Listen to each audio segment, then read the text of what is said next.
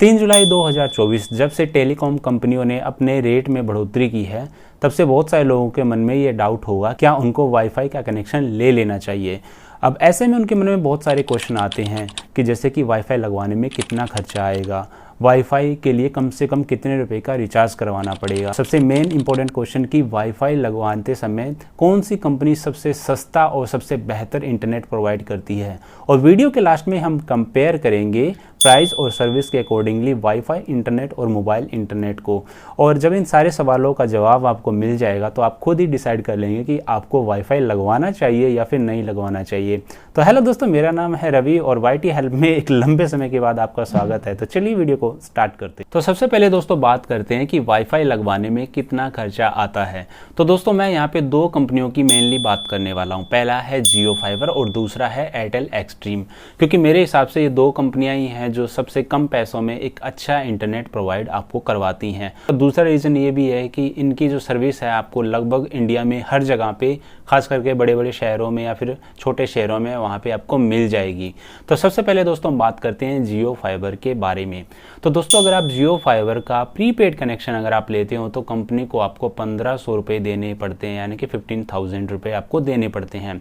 इसमें क्या होता है दोस्तों कि आपको कंपनी के द्वारा वाईफाई राउटर और वायर जितनी भी आपके घर तक लगती है वो फ्री में दी जाती है और 1 महीने का ट्रायल भी दिया जाता है। हालांकि कंपनी ने अब लगभग प्रीपेड कनेक्शन बंद कर दिए हैं, उसके जगह पे पोस्टपेड कनेक्शन स्टार्ट कर दिए हैं। जिन दोस्तों को ये नहीं पता कि प्रीपेड कनेक्शन और पोस्टपेड कनेक्शन क्या है, इसमें क्या फ़र्क होता है, तो मैंने एक ऑलरेडी वीडियो बना दी है, आप उसको प्लेलिस्ट में या फिर डिस्क्रिप्शन में उसका लिंक दे दूंगा, आप वहाँ से देख लीजिए। खैर अब बात करते हैं जियो के पोस्टपेड कनेक्शन की। तो दोस्तों पोस्टपेड कनेक्शन में ये होता है कि आपको जियो फाइबर का कनेक्शन लेने के लिए 3 महीने, 6 महीने या फिर 12 महीने का एडवांस में रिचार्ज करवाना पड़ता है और कंपनी आपके घर पे इंटरनेट यानी कि वाईफाई लगवा देती है। इसमें आपको कोई भी इंस्टॉलेशन चार्ज नहीं देना पड़ता, यानी कि जो 1500 रुपये आपके जो लगते हैं वो आपको कंपनी को नहीं देने पड़ते हैं। इसमें एक और चीज़ ऐड ये हो जाती है कि कभी कभी कंपनी ऑफ़र भी देते हैं या फिर ये ऑफ़र मोस्टली चलता ही रहता है। जैसे कि अगर आपने 1 साल का रिचार्ज करवाया तो आपको उसके बदले में 13 महीने या फिर 14 महीने के लिए इंटरनेट यूज़ कर सकते हो। 6 महीने का रिचार्ज करवाया तो आपको 7 महीने के लिए इंटरनेट मिल जाता है, यानी कि ऑफर के रूप में आपको 15 दिन या फिर 1 महीना आपको मिलता रहता है। तो ये मोटा मोटा आइडिया जियो फाइबर में 1500 रुपये आपके लगते हैं। सेम ही एयरटेल एक्सट्रीम का भी केस होता है। अगर उसमें आप प्रीपेड कनेक्शन लेते हो तो 1500 रुपये समथिंग देने पड़ते हैं, और अगर आप वहीं पोस्ट पेड कनेक्शन लेते हो तो 3 महीने, 6 महीने या फिर 12 महीने का आप रिचार्ज एक साथ करवा लीजिए, आपका जो कनेक्शन है वो फ्री में हो जाएगा।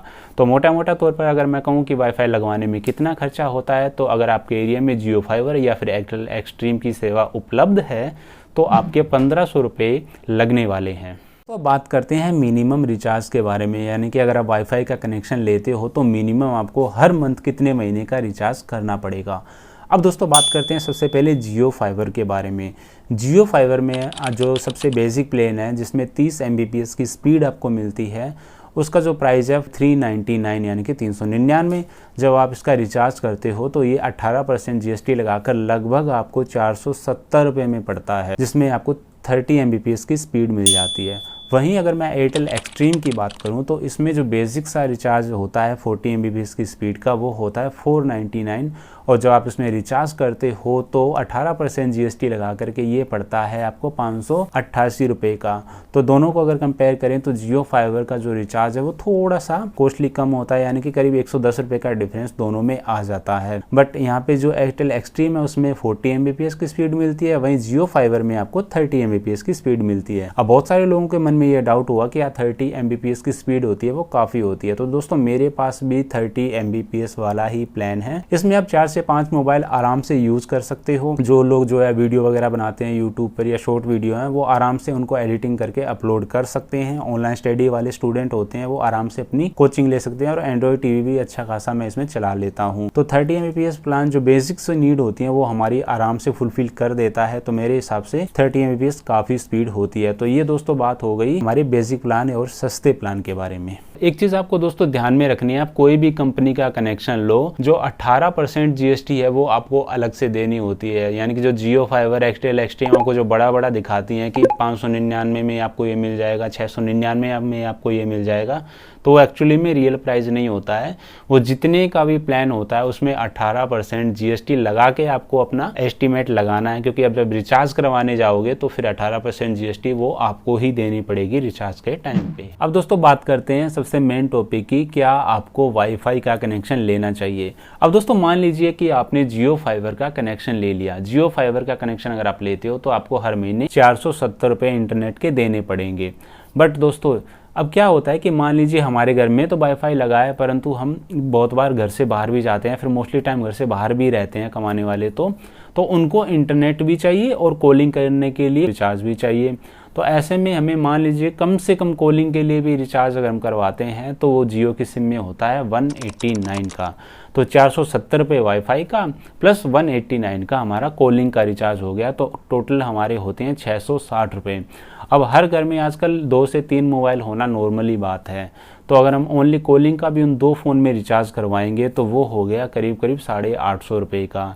तो यानी कि अगर आपके घर में कनेक्शन लगा हुआ है वाईफाई का और 2 फ़ोन भी हैं तो इन तीनों को चलाने के लिए आपको कम से कम 850 रुपये खर्चने होंगे। तो मेरे हिसाब से ये काफ़ी ज़्यादा हो जाते हैं एक नॉर्मल इंटरनेट यूज़र के लिए, जो इंटरनेट यूज़ करते हैं, जो सिर्फ वीडियो वगैरह देखते हैं, फेसबुक इंस्टाग्राम चलाते हैं, उनके लिए काफ़ी बड़ी अमाउंट हो जाती है मेरे हिसाब से। अब वहीं दोस्तों अब मान लीजिए कि अब आपके घर में 2 या 3 से ज़्यादा फ़ोन है, यानी कि 5-6 फ़ोन आपके घर में है और आपके घर में आप PC से भी वर्क करते हो, ऑनलाइन क्लासेस वगैरह भी लेते हो, एंड्रॉयड TV भी आपके घर में है, तो ऐसे में वाईफाई कनेक्शन लेना आपके लिए काफ़ी फायदेमंद साबित हो जाता है। इसमें ये एक हाई स्पीड इंटरनेट आपको मिल जाता है।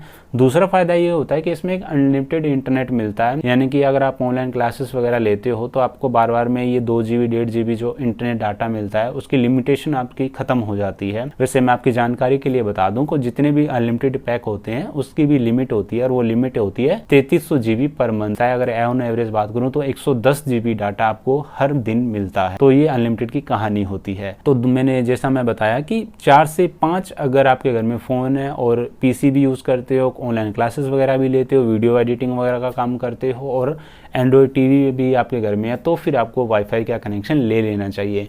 इसमें एक फ़ायदा ये भी हो जाता है कि आजकल जो वाईफाई प्रोवाइडर कंपनियां हैं ये अपना सेटअप बॉक्स भी साथ में देती हैं, और अगर आप इसमें रिचार्ज में 100-200 रुपये और ऐड कर देते हैं तो आपको OTT के सब्सक्रिप्शन भी मिल जाते हैं, तो जिससे आप अपना एंड्रॉयड जो TV है उसको यूज़ कर सकते हो। और वैसे अगर आप इन ऐप्स का सब्सक्रिप्शन लेंगे तो आपके बहुत सारे पैसे खर्च हो जाते हैं, परंतु रिचार्ज में आप 100-200 रुपये लेके आप अच्छे खासे सब्सक्रिप्शन इसके ले सकते हो। तो ये कहानी आती है मोबाइल इंटरनेट और वाईफाई इंटरनेट को यूज़ करने वालों की। लास्ट में बात करते हैं कि क्या आपको वाईफाई का कनेक्शन लेना चाहिए या फिर नहीं लेना चाहिए।